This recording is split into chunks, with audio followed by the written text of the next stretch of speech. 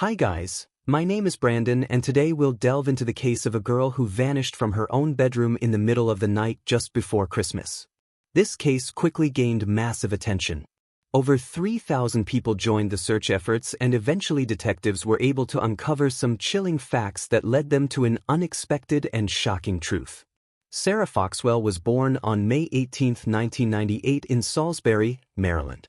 She grew up in a big family with 2 sisters and 4 brothers. Her mother also had 3 more kids from a previous marriage. Eventually, Sarah's parents divorced and her mom faced tough times, having to take care of all of the kids on her own. She had to work a lot, so the kids often stayed with relatives. Sarah was the middle child, always trying to keep the peace among her siblings when they were arguing and fighting. She always radiated positivity and usually succeeded in bringing her family together. In December 2009, when Sarah was 11, she temporarily moved in with her aunt and grandparents. Christmas was coming, and her mom was working extra shifts to buy gifts for every kid. Her aunt lived on the outskirts of Salisbury in a large farmhouse. The kids loved it there because of the vast space to play around.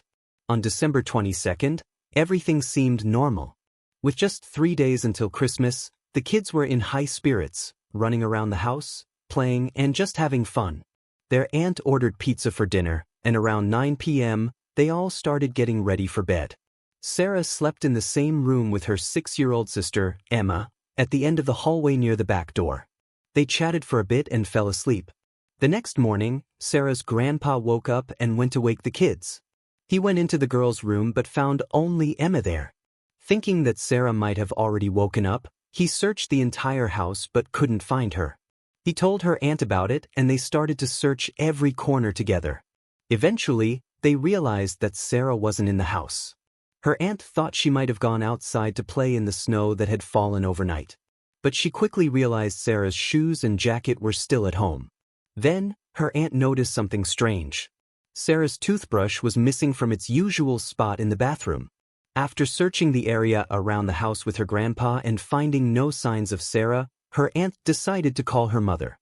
She rushed over and they contacted the police. The officers arrived within minutes and immediately began searching the house. Sarah's aunt told them that she always checked all the doors and windows every night before bed, and she had done so the previous evening as well. The police couldn't find Sarah anywhere inside the house or nearby. Upon learning about the missing toothbrush, the officers began to consider the possibility of an abduction. Maybe the kidnapper grabbed this item before leaving the house with Sarah, so they decided to check if all the doors and windows were indeed locked. As they approached the back door next to Sarah's room and tried the handle, it opened right away. Sarah's aunt swore the door was locked the night before and hadn't been opened since.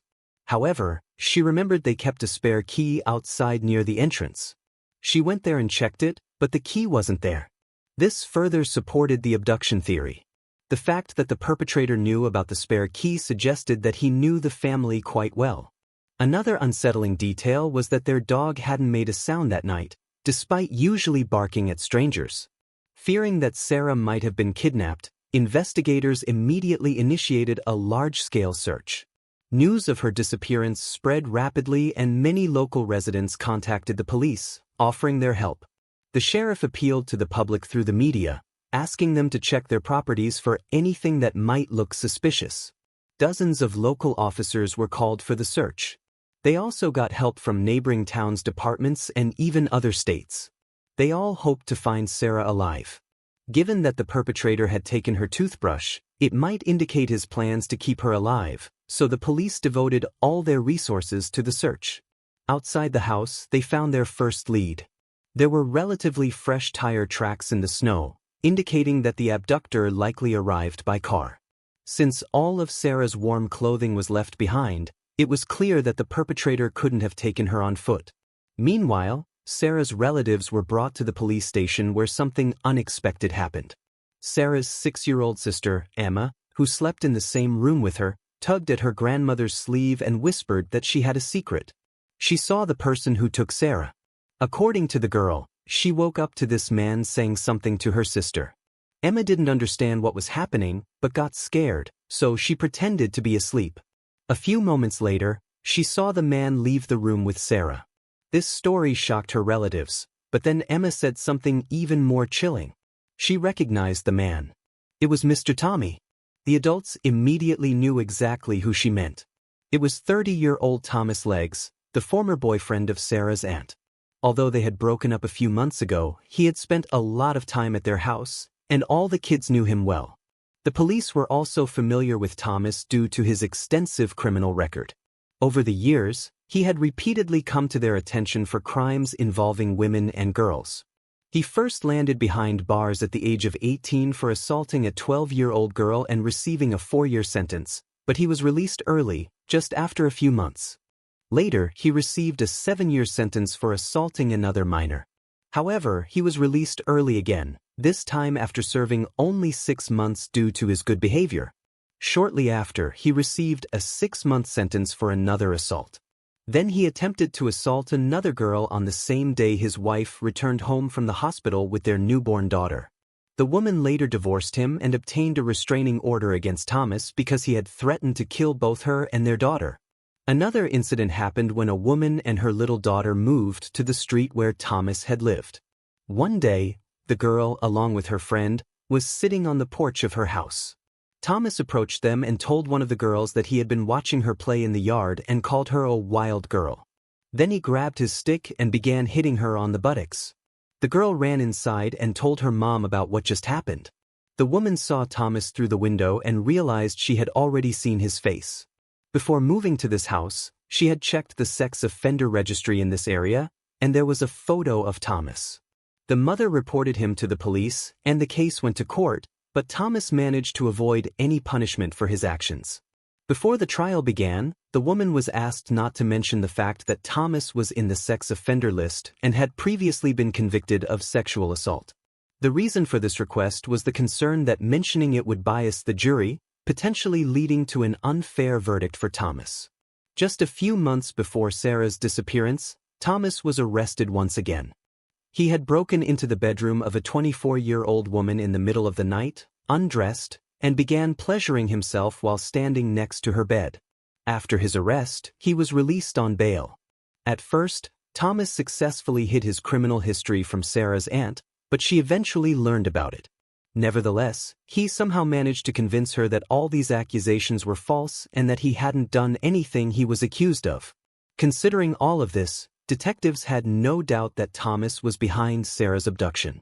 Her relatives also noted that during the time the man was dating Sarah's aunt, he spent significantly more time with Sarah than with the other kids in the house. Back then, no one thought much of it, but after her disappearance, this fact seemed very disturbing. The police wanted to speak with Thomas, so they headed to his place. The man lived just a few miles away, in a shed on his parents' property. Investigators took him in for questioning and also obtained a warrant to search the shed. Inside, there was a mess and horrible living conditions, but no evidence linking him to Sarah's disappearance was found. However, the police discovered a large collection of magazines and DVD discs containing adult materials. The shed was literally filled with them. During the interrogation, Thomas repeatedly denied his involvement in Sarah's disappearance. He claimed that he was trying to deal with his problems, referring to his propensity for committing crimes against underage girls. According to Thomas, during the time he was dating Sarah's aunt, he deliberately avoided being alone with the children so that no one could falsely accuse him of anything inappropriate. When told that Emma had seen him on the night of the abduction, Thomas claimed that the girl had often made up stories before and he wasn't there. Detectives didn't believe a word he said, and it wasn't just because of Thomas's previous crimes. While they were speaking about the disappearance of 11-year-old Sarah, he repeatedly smiled and mocked. The sheriff even thought that Thomas considered his crime absolutely perfect and that the police wouldn't be able to prove his guilt. Thomas also claimed to have a strong alibi. He said he was at the bar with his friend until late into the night. Investigators immediately checked this story, and to their surprise, the alibi was confirmed. Thomas was indeed seen in the bar, but there was a catch.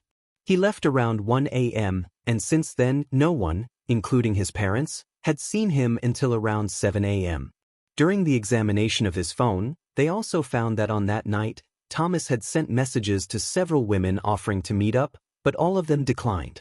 Despite all of this, detectives still couldn't crack Thomas. They hoped that the girl was still alive, so they put all their efforts into finding her. When they seized his pickup truck, the police immediately discovered several significant clues. Inside the vehicle lay Sarah's green toothbrush and a large lollipop. Investigators thought that Thomas could have used the candy to lure her into his car. The tire tracks also matched with the tracks left in the snow in front of the house on the night of Sarah's disappearance. The man himself told detectives that he hadn't been to that house in over a month, and now they had proof that he had lied. Despite the fact that Thomas continued to deny everything, the police still hoped to find Sarah. Hundreds of officers and volunteers continued searching the area, scouring the territory for many miles around her house. They checked abandoned buildings, forests, ravines, and bodies of water. Canine units with search dogs tried to pick up the girl's scent, while helicopters scoured the area from above. The police also received enormous support from the local community. People came to the police station and signed up as volunteers, despite the bad weather and the approaching holidays. Unfortunately, on that day, the search once again yielded no results. But no one even thought about giving up, and early the next morning, they went out to search for her again. Throughout this time, the stream of volunteers not only didn't dwindle, but grew even larger. In total, 3,000 people joined the search efforts. The sheriff even had to relocate the coordination center to the large baseball stadium because the police station simply couldn't fit such a huge number of people. Notably, among the volunteers were not only adults, but also their children. They handed out water, hot tea, and food. Everyone tried to do their best, hoping that eventually it would help them find Sarah alive. Meanwhile, investigators obtained another piece of evidence linking Thomas to the abduction. As soon as the man was brought to the station, he was given a new set of clothes, and his own clothes were sent to the lab.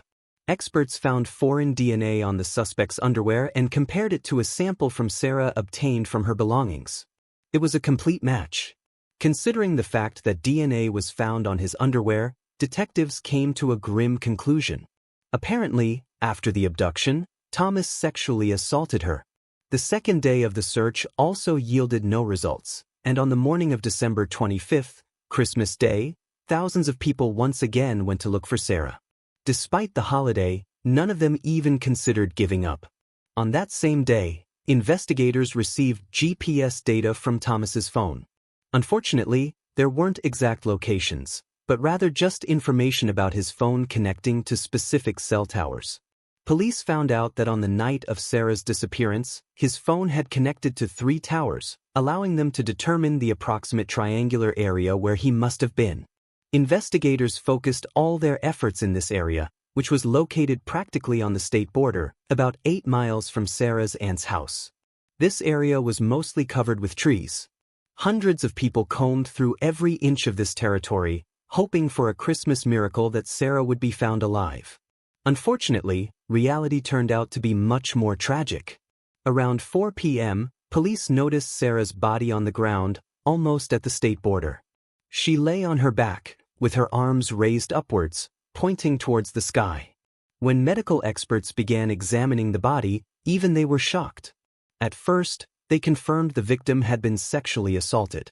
They found signs of strangulation, but determined that the perpetrator had failed to kill her that way.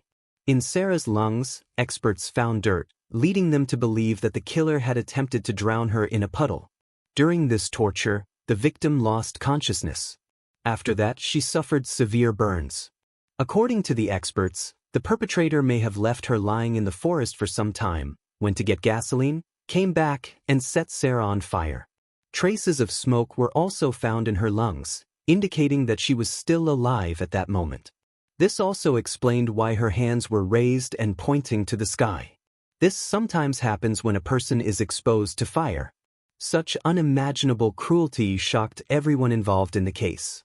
Even the detectives found it difficult to believe that all these atrocities had truly been committed against the victim. But now, when they knew what had happened to Sarah, all they wanted was one thing: to secure the death penalty for Thomas. Despite the fact that he continued to deny everything, there was an impressive amount of evidence against him.